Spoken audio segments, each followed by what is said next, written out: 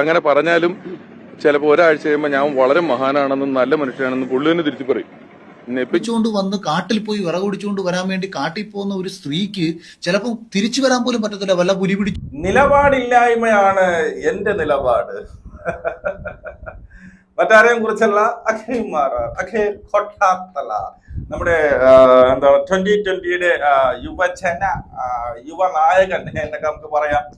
അപ്പോ യുവനായകനെ ഇന്നലെ സത്യം പറഞ്ഞാൽ ഈ വർഷം ഇത്രയും വലിയൊരു ഊക്ക് മറ്റാർക്കെങ്കിലും കിട്ടിയിട്ടുണ്ടോ എന്ന് ചോദിച്ചു കഴിഞ്ഞാൽ കിട്ടിയിട്ടില്ല എന്നാണ് എനിക്ക് പറയേണ്ടിയിരിക്കുന്നത്. അത് കൊടുത്തത് മറ്റാരുമല്ല, പിഷാരടി. അത് വളരെ സൗമ്യമായിട്ട് വളരെ ചിരിച്ചുകൊണ്ട് കിട്ടിയില്ല, ഒന്നൊന്നര ഊക്കാണ് ഈ പറയുന്ന അഖിൽ മാരാർക്ക് കൊടുത്തത് എന്നുള്ളതാണ്. 2020 മത്സരിക്കാൻ വേണ്ടിയിട്ട് ഈ പറയുന്ന അഖിൽ മാരാർക്ക് പണ്ടേ തൊട്ടുള്ള ഒരു സംഭവത്തിന് ചുമ്മാ വിടുവായത്തം പറയും. അതുപോലെ സ്വയം പൊങ്ങിയും കൂടിയാണ്. ചുമ്മാ ഞാനാണ് മഹാൻ എന്നുള്ള രീതിയിൽ അതെന്ന് ഈ പുള്ളി മാറ്റുന്നു, അന്ന് ഈ പുള്ളി രക്ഷപ്പെടുള്ളൂ എന്ന് ഞാൻ പലപ്പോഴും പറഞ്ഞിട്ടുണ്ട്. ഈ സ്വയം പൊങ്ങിയാണ്. അപ്പോ ഇപ്പൊ ഇടയ്ക്ക് വെച്ചിട്ട് ഏഷ്യാനെറ്റിന്റെ ഏതോ ഒരു 3 പെൺകുട്ടികൾ നിന്നുകൊണ്ട് പറയും, നിലപാട് നിങ്ങൾ പറയുന്നതൊന്നും ശരിയല്ല, ഇന്ന് പറയുന്നതല്ല നാളെ പറയുന്നത്, നിലപാടുകൾ ഇങ്ങനെ മാറിക്കൊണ്ട് നിൽക്കുന്നു എന്ന് പറയുമ്പോൾ ഈ പുള്ളി എന്താണ് നിലപാട്? തീരുമാനങ്ങളല്ലേ മാറ്റാൻ പറ്റുള്ളൂ, നിലപാട് വേറെ എന്തൊക്കെയാണ് ഈ പുള്ളി പറയുന്നത്? ഒരു നിലപാടെന്ന് പറയുന്നത് നമ്മൾ ഒരു വിഷയത്തെ കുറിച്ച് നമ്മൾ എടുക്കുന്ന തീരുമാനമാണ് നിലപാടെന്ന് പറയുന്നത്. അത് തന്നെയാണ് നിലപാട്. അപ്പോൾ ബിഗ് ബോസിന്റെ കേസ് പറയുകയാണെങ്കിൽ ബിഗ് ബോസിൽ പോകുന്നതിനെയും കാട്ടി എന്താണ് മുണ്ട് പൊക്കി കാണിക്കുന്നതാണ് നല്ലതെന്ന് പറഞ്ഞാൽ നിങ്ങൾക്ക് ഒരു വിഷയത്തെ കുറിച്ച് താങ്കൾ എടുത്തൊരു തീരുമാനം, അതിനെ തന്നെയാണ് നിലപാടെന്ന് പറയുന്നത്. ആ നിലപാടാണ് നിങ്ങൾ പിന്നെ മാറ്റിയത്. ഏറ്റവും വലിയ നിലപാട് മാറ്റമെന്ന് ഞാൻ പറയുന്നത്, താങ്കൾ എന്തായാലും ഇതുവരെ കോൺഗ്രസിന് വേണ്ടിയിട്ട് ഇത്രയും കാലം ഘോരഘോരം പ്രസംഗിച്ച് കോൺഗ്രസിന്റെ സീറ്റ് കിട്ടില്ല എന്ന് മനസ്സിലാക്കി ടപേനെ ചാടി എന്ത് ചെയ്തു BJP അല്ലെങ്കിൽ 2020 NDA പോയത് തന്നെ നിങ്ങളുടെ ഏറ്റവും വലിയ നിലപാടില്ലായ്മയാണ്. അതിനപ്പോ ഇനി വേറെ ഒരു ഉദാഹരണം വേണ്ട എന്നുള്ളതാണ്. ഓക്കെ, അപ്പോ ഇപ്പോ എന്താണ് നമ്മുടെ പിഷാരടി നമ്മുടെ അഖിൽ മാരാർക്ക് ഒരു മറുപടി കൊടുത്തിട്ടുണ്ട്. ആ മറുപടി നമുക്കൊന്ന് കേൾക്കാം. ഓക്കെ, ഇന്ത്യയുടെ ഭാഗമായ അഖിൽ മാരാർ ഇപ്പോൾ ഇതുപോലെ ഈ അഖിലിന്റെ ഒക്കെ കാര്യത്തിൽ അഖിൽ എന്നെ അദ്ദേഹത്തിനെ പോലെ അങ്ങനെ മുതിർന്ന ഒരാളൊന്നും അല്ല, ചിലപ്പോൾ എന്നേക്കാൾ ഇളയ ഒരാളായിരിക്കും. അഖില് പറയുന്ന കാര്യങ്ങൾ എന്നൊക്കെ പറഞ്ഞാൽ അദ്ദേഹം എന്നെ ശ്രദ്ധിക്കുന്ന പോലൊന്നും ഞാൻ അദ്ദേഹത്തെ ശ്രദ്ധിക്കുന്നില്ല. എനിക്ക് സമയമില്ല. നിങ്ങൾ പറയും അത് വളരെ മോശമാണ്. അതായത് ഈ പറഞ്ഞു വരുന്നതെന്ന് വെച്ച് കഴിഞ്ഞാല് അഖിൽ മാരാർക്ക് വേറെ പണിയൊന്നുമില്ല, അതുകൊണ്ട് അവൻ എന്നെ ശ്രദ്ധിച്ചുകൊണ്ട് കിടക്കുകയാണ്. എനിക്ക് വേറെ പണിയുണ്ട്, അതുകൊണ്ട് തന്നെ പിന്നെ എനിക്ക് അവനെ ശ്രദ്ധിക്കേണ്ട കാര്യമില്ല എന്ന് പറഞ്ഞു. അത് കുറച്ച് അഹങ്കാരമല്ലേ എന്നാണ് എനിക്ക് പിഷാരടി ചോദിക്കാനുള്ളത്. ബാക്കി എന്തായാലും പുള്ളി പറഞ്ഞെന്നൊക്കെ തന്നെ ഞാൻ അറിയുന്നത്. മാത്രമല്ല അതിനെന്തെങ്കിലും അഭിപ്രായം പറയാനും പറ്റൂല. എന്തായാലും കുറ്റോ മോശമൊക്കെ അല്ലേ പറഞ്ഞിട്ടുണ്ട്, അതേ പറയാൻ സാധ്യതയുള്ളൂ. അങ്ങനെ പറഞ്ഞാലും എന്തെങ്കിലും ഞാൻ അങ്ങനെ കണ്ടില്ല, എന്തെങ്കിലും കുറ്റങ്ങളായിരിക്കും പറയുന്നത് എന്നുള്ളതാണ് പറയുന്നത്. അതായത് വെറുതെയാണ് കേട്ടു സംഭവം, എങ്കിലും ഊക്കാൻ വേണ്ടിയിട്ട് കൃത്യമായിട്ട് ഇരിക്കുകയായിരുന്നു. ബാക്കി ചിലപ്പോൾ ഒരാഴ്ച കഴിയുമ്പോൾ ഞാൻ വളരെ മഹാനാണെന്നും നല്ല മനുഷ്യനാണെന്നും പുള്ളി തന്നെ തിരിച്ചു പറയും. ഇപ്പൊ ഞാൻ ഈ പറഞ്ഞതിന് പുള്ളി എന്തെങ്കിലും അഭിപ്രായം പറയും, അതിന് നിങ്ങൾ ആരും മറുപടി ഒന്നും പറയാൻ നിൽക്കണ്ട. ഇപ്പൊ ഒരാഴ്ച കഴിയുമ്പോൾ അത് പിന്നെയും തിരുത്തി പറയും. അപ്പൊ നമുക്കൊരു 2-3 കൊല്ലം പരീക്ഷണത്തിന്റെ ശേഷം ഒരു സ്റ്റേറ്റ്മെന്റ് എന്താണെന്ന് ഉറപ്പിച്ച ശേഷം അദ്ദേഹത്തിനൊക്കെ ഉത്തരം കൊടുക്കാൻ. സത്യം പറയല, ഇമാതിരി ഒരു ഊക്ക് വേറെ കിട്ടാനില്ല.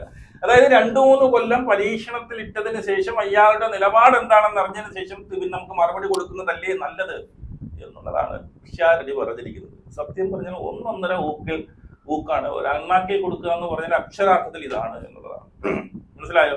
പുള്ളി ഇന്ന് പറയുന്നത്, ഇന്ന് ഇപ്പൊ എന്നെ കുറ്റം പറയും, നാളെ ആകുമ്പോൾ പുള്ളി എന്നെ എന്ത് ചെയ്യും, പുള്ളി ഞാൻ മഹാനാണെന്ന് പറയും, കുറച്ച് അത് വീണ്ടും തിരുത്തി പറയും. അങ്ങനെ മാറി നിലപാടുകൾ മാറിക്കൊണ്ടിരിക്കുന്ന വ്യക്തിയാണത്. അതുകൊണ്ട് തന്നെ ആദ്യം അയാൾ ഒരു 2 കൊല്ലം പുള്ളി എന്താണ് ഉദ്ദേശിച്ചത് എന്ന് പറഞ്ഞതിന് ശേഷം നമുക്ക് അതിന് മറുപടി കൊടുത്താൽ മതി എന്നാണ് നമ്മുടെ പിഷാരടി പറയുന്നത് എന്നുള്ളത്. ഇതിന്റെ വിഷയം എന്തെന്ന് ചോദിച്ചു കഴിഞ്ഞാല്, എന്തുകൊണ്ട് പിഷാരടി ഇങ്ങനെ പറഞ്ഞു എന്ന് ചോദിച്ചു കഴിഞ്ഞാല്, പിന്നീട് അഖിൽ മാരാർ അഖിൽ മാരാരോട് ചോദിച്ചിട്ടുണ്ട്, നിങ്ങൾ ബിഗ് ബോസിലൊക്കെ പിന്നീട് നിങ്ങൾക്ക് എന്ത് യോഗ്യതയാണ് ഉള്ളത് എന്നൊക്കെ ചോദിക്കുമ്പോൾ പിഷാരടിക്ക് എന്ത് യോഗ്യതയാണ് ഉള്ളത്, പിഷാരടിക്ക് എന്ത് യോഗ്യതയാണ് ഉള്ളത് എന്ന് ചോദിച്ചു. അയാള് പിന്നെ എന്തെങ്കിലും ചെയ്തിട്ടുണ്ടോ, എവിടെയെങ്കിലും കേസ് ഉണ്ടോ, ഇതൊക്കെയാണ് ഒരു കേസ് വരികയാണ് യോഗ്യത എന്നൊക്കെയാണ് ഇവർ പറയുന്നത്.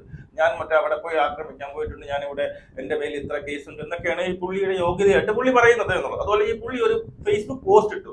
ആ പോസ്റ്റിനകത്ത് പുള്ളി പറയുന്നതെന്ന് വെച്ച് കഴിഞ്ഞാൽ, അതായത് ഈ പറയുന്ന പിഷാരടി ഇവിടെ നമ്മുടെ ഇവിടെ പാലക്കാട് പിഷാരടി മത്സരിക്കുമ്പോൾ അത് എന്തായാലും ഉറപ്പിച്ച അവിടെ UDF ഉറപ്പിച്ച ഒരു സീറ്റാണ്. അപ്പം അവിടെ പിഷാരടി പോയി മത്സരിക്കുന്നത്, ഉറപ്പിച്ച സീറ്റിൽ പോയി മത്സരിക്കുന്നത് മറ്റു പല ഉദ്ദേശത്തിനുമാണ് പണത്തിന് വേണ്ടിയിട്ടാണ്, അല്ലെങ്കിൽ എന്നെ പോലെ വിജയ സാധ്യത ഇല്ലാത്ത മണ്ഡലത്തിൽ പോയി പിന്നെ മത്സരിക്കണം എന്നാണ് ഈ പറയുന്ന അഖിൽമാരാർ പറഞ്ഞത്. മനസ്സിലായോ? അപ്പൊ കുറച്ചൊന്നും അല്ല അസൂയല്ല. അപ്പൊ ഈ പിഷാരടി നോക്കി അഖിൽമാരെ നോക്കണ്ട, അവന് കിട്ടി, അവന് ഉറപ്പിച്ച് സീറ്റ് കിട്ടി. എന്തായാലും കുറച്ച് ബുദ്ധിമുട്ടി കഴിഞ്ഞ് കഴിഞ്ഞാൽ അവിടെ കാലാന്തരമായിട്ട് എന്ത് ചെയ്യുന്നു, കോൺഗ്രസിന് കിട്ടിക്കൊണ്ടിരിക്കുന്ന സീറ്റാണ്. എനിക്കിവിടെ ഞാൻ ഇനി കിട്ടില്ലെന്ന് എനിക്ക് എന്തായാലും തോറ്റു. അപ്പൊ അതുകൊണ്ട് പിഷാരടിയുടെ കുറുക്കിൽ കയറാമെന്ന് കരുതി പിഷാരടി നല്ല അണ്ണാക്കിൽ അടിച്ചു കൊടുത്ത് നല്ല മറുപടി കൊടുത്തു എന്നുള്ളതാണ്. ഒരു രാഷ്ട്രീയക്കാരൻ എന്നുള്ള രീതിയിൽ പിഷാരടി പെർഫെക്റ്റ് ആണെന്ന് വെച്ച് കഴിഞ്ഞാൽ അല്ലെന്നും പറയും. കാരണം ഇപ്പൊ തന്നെ കൈയോട്ടം വന്ന ഒരു സ്റ്റേറ്റ്മെന്റ് ഉണ്ട് പാലസ്തീൻ വിഷയത്തിൽ. അവിടെ കിടന്ന് പാലസ്തീൻകാരന്മാർ കിടന്ന് അടികൂടുന്നത് നമ്മൾ ഇവിടെ കിടന്ന് സമരം ചെയ്യുന്നത് എന്തിന്, അതിന്റെ ആവശ്യം എന്ത് എന്ന് പറഞ്ഞത് തന്നെ രാഷ്ട്രീയത്തിൽ വലിയ വിവരമില്ലായ്മയാണ് എന്നുള്ളതാണ് മറ്റൊരു കേസ്. ഇനി ഈ പറയുന്ന അഖിൽമാരാർ എന്താണ് അല്ലെങ്കിൽ അഖിൽമാരാർ ഇതിന് കൊടുത്ത മറുപടി ഉണ്ട്, ആ മറുപടി നമുക്ക് കേൾക്കാം. പിഷാരടി പാലക്കാട് പറഞ്ഞത് അഖിൽ ഇന്ന് പറയുന്ന എല്ലാ അടുത്ത ആഴ്ച പറയുന്നത് ചുരുങ്ങി 2 വർഷങ്ങളിൽ വെയിറ്റ് ചെയ്തിട്ട് വേണം അഖിൽ പറയുന്ന പരാമർശങ്ങൾ പ്രതികരണം നടത്താമെന്നാണ് പിഷാരടി പറയുന്നത്. എല്ലാ ദിവസവും ഒരു കാര്യം തന്നെ നമുക്ക് പറയാൻ പറ്റില്ല എന്നുള്ളത് പ്രാക്ടിക്കലി നിങ്ങൾ ചിന്തിച്ചാൽ നിങ്ങൾക്ക് മനസ്സിലാക്കാൻ പറ്റും. ഞാൻ അദ്ദേഹവുമായി ബന്ധപ്പെട്ട വിമർശനം ഉന്നയിക്കുകയായിരുന്നില്ല, മറിച്ച് തെരഞ്ഞെടുപ്പിൽ ഇപ്പോൾ 2020 എന്ന് ഞാൻ പ്രധാനം ചെയ്യുന്ന രാഷ്ട്രീയ പാർട്ടിയാണ്. ആ രാഷ്ട്രീയ പാർട്ടിയിൽ സിനിമയിൽ നിന്നുള്ളവരും സീരിയലിൽ നിന്നുള്ളവരൊക്കെ സ്ഥാനാർത്ഥികളായി മാറുന്നൊരു സാഹചര്യം. അങ്ങനെ ഒരു സാഹചര്യം വന്നപ്പോൾ വലിയ രീതിയിൽ അത് പരിഹാസ്യ രൂപയാണ് പല ആൾക്കാരും മാധ്യമങ്ങളും സോഷ്യൽ മീഡിയയിലും കൊണ്ടാടുന്നതുണ്ട്. വ്യക്തിപരമായിട്ട് ബിഗ് ബോസ് വിജയായി അഖിൽമാരാർക്ക് മത്സരിക്കാൻ എന്താണ് യോഗ്യത എന്ന് ചോദിച്ചുകൊണ്ട് ധാരാളം പേർ പറയുന്നത് കണ്ടു. അപ്പം ഞാൻ ആ പല ചോദ്യങ്ങൾക്കും പല ആൾക്കാരുടെ ചർച്ചകൾക്കും ഒരു മറുപടി എന്നോണം ഞാൻ പറഞ്ഞതാണ്. എന്താണ് അങ്ങനെയാണെങ്കിൽ രമേശ് പിഷാരടിയുടെ യോഗ്യത, ആ ഒരു അർത്ഥത്തിൽ പറഞ്ഞതാണ്, അല്ലാതെ അതിനപ്പുറത്തേക്കൊന്നുമില്ല. പിന്നെ അദ്ദേഹം വ്യക്തിപരമായിട്ട് ഇപ്പം ഇന്ന് പറഞ്ഞതാണ് നാളെ പറഞ്ഞതെന്ന് പറയുമ്പോഴത്തേക്ക് അത് എന്താണ്, ഏതാണ്, എങ്ങനെയാണ് എന്നുള്ളത് വ്യക്തമായിട്ട് പറഞ്ഞു വേണമെന്നുണ്ടെങ്കിൽ അതിനെക്കുറിച്ച് കൃത്യമായിട്ട് പറയാം. എങ്ങനെയാണ് ഇന്ന് പറയുന്നത് വരെ നാളെ പറയാനും കഴിയും എന്നുള്ളതാണ് അഖിൽമാരാർ ചോദിക്കുന്നത്. അഖിൽമാർ അതാണ്, അതിനാണ് നിലപാടില്ല എന്ന് പറയുന്നത്. അല്ലെങ്കിൽ താങ്കൾക്ക് ഒന്നും കാണാതെ വിടുവായുത്തം പറയുന്നു എന്നേ നമുക്ക് പറയാം. അതായത് ഒരു വിഷയത്തെ കുറിച്ച് എന്തെങ്കിലും ചോദിക്കുമ്പോൾ ഉടനെ വിടുവായുത്തം പറയുന്നു, പിന്നെ നാളെ ആലോചിക്കുമ്പോൾ ശരിയാണ് അങ്ങനെയല്ല എന്ന് പറഞ്ഞ് തിരുത്തി പറയുന്നു. വിടുവായുത്തം, കാരണം നിലപാടില്ല, ചുമ്മാ എന്തോ ഞാൻ മറ്റവനാണ് എന്ന് കരുതിക്കൊണ്ട് എന്തെങ്കിലും ഇത് വിളിച്ച് പറയുക, പിന്നീട് അത് തിരുത്തി പറയുക എന്നുള്ളത്. താങ്കൾക്ക് നിലപാടില്ല എന്നുള്ളത് വളരെ വളരെ സ്പഷ്ടമായിട്ടുള്ള, താങ്കൾക്ക് പല കാര്യങ്ങളും നിലപാട്. ഏറ്റവും വലിയ ഉദാഹരണം ഞാൻ പറഞ്ഞില്ലേ, കോൺഗ്രസിൽ നിന്ന് ഇത്ര നേരം ഘോരഘോരം പ്രസംഗിച്ചിരിക്കും, കോൺഗ്രസിനെ കുറ്റം പറഞ്ഞുകൊണ്ട് BJP നിൽക്കുന്നു. അത് തന്നെ ഏറ്റവും വലിയ നിലപാടില്ലായ്മയാണ്. മനസ്സിലായോ? അടുത്ത ഒരു സംഭവം വയ്ക്കാം. എന്താ ഇനി ഈ പറയുന്ന ആരാണ് നമ്മുടെ പിഷാരടിയെ കുറിച്ച് പറഞ്ഞ സംഭവം. അപ്പോൾ പിഷാരടി മത്സരിക്കാൻ പോകുമ്പോൾ പിഷാരടി എന്ന് പറയുന്ന പിഷാരടി എന്ത് കണ്ടിട്ടാണ് ആൾക്കാർ വോട്ട് കൊടുക്കേണ്ടത്? പിഷാരടി എന്ന് പറയുന്ന വ്യക്തിയെ കണ്ട് അയാൾ കോമഡി പറയാൻ വേണ്ടിയിട്ടാണോ രാഷ്ട്രീയം? അല്ല, അയാളുടെ നിലപാടുകൾ നോക്കും, പൊളിറ്റിക്കൽ സ്റ്റാൻഡുകൾ നോക്കും, ഇന്നലകളിൽ കഴിഞ്ഞ 50 വർഷത്തിനിടയ്ക്ക് കേരളത്തിലെ ജനങ്ങൾക്കിടയിൽ അയാൾ നടത്തിയ പ്രവർത്തനങ്ങളെ കുറിച്ച് നോക്കും. പക്ഷേ കോൺഗ്രസ് പാർട്ടിക്ക് അയാൾ പ്രിയപ്പെട്ടവനായതുകൊണ്ട് അയാൾക്ക് ഒരു സീറ്റ് ചിലപ്പോൾ കിട്ടും. അതെന്ന് വെച്ചാൽ കോൺഗ്രസിന് അയാളെ കൊണ്ട് ഗുണമുണ്ടായിട്ടുണ്ട്. കോൺഗ്രസിൻ്റെ മുൻ വേദികളിൽ അയാൾ പോയിട്ടുണ്ട്. പിന്നെ ധർമ്മജൻ ഒരുപാട് നമ്മളെ ചിരിപ്പിച്ച നടനല്ലേ, എന്താ ജനം വോട്ട് കൊടുത്ത് ജയിപ്പിക്കാൻ? അപ്പം ഈ രാഷ്ട്രീയം ഇതൊന്നുമല്ല. ഓക്കെ, ഇതാണ് ആദ്യം ഈ പറയുന്ന ഇവൻ കൊടുത്ത മറുപടി. ഈ ഒരു മറുപടി സത്യം പറഞ്ഞു കഴിഞ്ഞാൽ എന്തുകൊണ്ട് താങ്കൾ മത്സരിക്കുന്നു എന്ന് പറയുമ്പോൾ ഉദാഹരണമായിട്ട് ചൂണ്ടിക്കാട്ടാമെന്നുള്ളത്. പക്ഷെ ഇവന്റെ കുശുമ്പ് അല്ലെങ്കിൽ ഇവന്റെ അസൂയ ഇരിക്കുന്നത് ഇവന്റെ പോസ്റ്റിലാണ്, ഫേസ്ബുക്ക് പോസ്റ്റിലാണ് ഈ ഒരു സംഭവം ഇരിക്കുന്നത്. കാരണം അവൻ ജയിക്കാൻ വേണ്ടിയിട്ടാണ് വന്നത്, പണത്തിന് വേണ്ടിയിട്ടാണ്, അതായത് ഉറപ്പിച്ച സീറ്റിൽ ജയിക്കാൻ വേണം. അതിന് അത്രയ്ക്ക് ചുണയുണ്ടെങ്കിൽ എന്നെ പോലെ ഉറപ്പില്ലാത്ത സീറ്റിൽ വന്ന് മത്സരിക്കണം, അതാണ് കഴിവ്. അപ്പൊ നീ വരുന്നത് മറ്റൊരു ഇന്റൻഷനിൽ കൂടിയാണ് എന്നാണ് അഖിൽമാരാർ പറഞ്ഞത്. അതിനുള്ള ചുട്ട മറുപടിയാണ് ഈ പറയുന്ന പിഷാരടി കൊടുത്തത് എന്നുള്ളതാണ്. അതുമല്ല, ഇത് വാക്കിൽ തന്നെ ഉണ്ടാവും, ഒരു അസൂയയില്ല, അസൂയ എന്ന് പറയണതേ ഇല്ല എന്ന് അതിൽ തന്നെ മനസ്സിലാകുമെന്നുള്ളതാണ്. ഇതിൽ ഈ ഒരു ഇന്റർവ്യൂവിൽ തന്നെ ഏറ്റവും കൂടുതൽ ചിരിപ്പിച്ച മറ്റൊരു കേസുണ്ട്. ഗ്യാസ് എന്തുകൊണ്ട്, അതായത് കേന്ദ്ര സർക്കാർ എന്തുകൊണ്ട് എല്ലാ വീട്ടിലും ഗ്യാസ് വേണം എന്ന് തീരുമാനിക്കാനുള്ള കാരണം അഖിൽമാരാർ പറയുന്നുണ്ട്, കേൾക്കാം.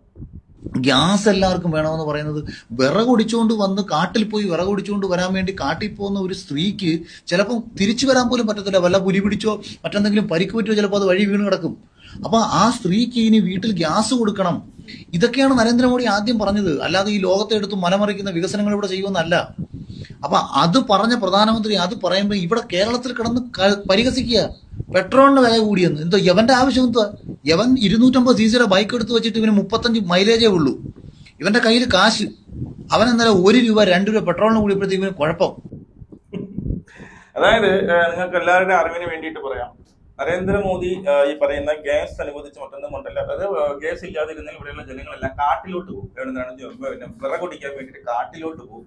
കാട്ടിലോട്ട് പോയി വിറകൊടിച്ചിട്ട് വരുമ്പോൾ ചിലപ്പം കിറുകി വീഴും, വല്ല മൃഗങ്ങളും എല്ലാം കടിച്ചു തിന്നത്. അതുകൊണ്ട് അതിൽ മനം നൊന്താണ് ഈ പറയുന്ന നരേന്ദ്രമോദി എല്ലാ വീട്ടിലും ഗ്യാസ് വേണം എന്നുള്ള പ്രഖ്യാപനം നടത്തിയത്. എന്താണ് ഇവന്റെയൊക്കെ നിലവാര തകർച്ചകൾ നോക്കണം. നമുക്കെല്ലാം നമ്മളെല്ലാം കാട്ടിലാണ് നടക്കുന്നത്. നിങ്ങൾക്ക് നിങ്ങൾ കണ്ടോണ്ടിരിക്കുന്ന ആരെങ്കിലും വിറക് ഗ്യാസ് തീർന്നു കഴിഞ്ഞാൽ ഉടനെ കാട്ടിലോട്ട് പോകും. കാട്ടിലോട്ട് പോയി പിന്നീട് നമ്മുടെ ആദിവാസികളാണ് കാട്ടിലാണ് നമ്മൾ കിടക്കുന്നത്. ഇതാണ് ന്യായങ്ങൾ. ഇതുപോലുള്ള കാരണം നിലപാടില്ലടേ. ഇത് ഇങ്ങനെ തന്നെയാണ് നമ്മുടെ ഇതാണ് പണ്ട് മുതലേ രാഷ്ട്രീയത്തിൽ വരണമെന്നുള്ള ആഗ്രഹം ഉണ്ടായിരുന്നു. കോൺഗ്രസിന് വേണ്ടിയിട്ട് അഹോരാത്രം പണ്ടേ ഉണ്ട്. ഈ പറയുന്ന BJP പ്രവർത്തിച്ചു, കോൺഗ്രസിൽ പ്രവർത്തിച്ചു. അങ്ങനെ അപ്പോഴേ നിലപാട് മാറ്റമുണ്ട്. തന്റെ സ്വാർത്ഥ താല്പര്യങ്ങൾക്ക് വേണ്ടി, തന്റെ നിലനിൽപ്പിന് വേണ്ടിയിട്ട് ആരെ ഇപ്പൊ കാണാതെ അപ്പാന്ന് വിളിക്കുക, അപ്പ കാണുന്നവനെ അപ്പാന്ന് വിളിക്കുക എന്നുള്ളൊരു ഒരു നിലപാട് അത് ഈ പറയുന്ന അഖിൽമാർക്ക് പണ്ട് മുതലേ ഉണ്ട് എന്നുള്ളത്. അത് മാറിയെന്നില്ല. ചുമ്മാ ഒരു ആളാകാൻ വേണ്ടിയിട്ട് എന്തെങ്കിലും വിടുവായത്തരം വിളിച്ചു പറയും. മനസ്സിലായി? എന്തെങ്കിലും വിടുവായത്തരം വിളിച്ചു പറയുക, ലാസ്റ്റ് അപ്പോളജി ചെയ്യുക. പണ്ട് ഈ ഒരു കേസിലെ ബലൂചിസ്ഥാന് ഈ പറയുന്ന ആയുധങ്ങൾ കൊടുക്കുന്നത് ഇന്ത്യയാണോ എന്ന് പറഞ്ഞൊരു സ്റ്റേറ്റ്മെന്റ് ഉണ്ടല്ലോ. അവസാനം അത് വന്ന് തിരിച്ചു പറയേണ്ടതായിട്ട് വന്നു.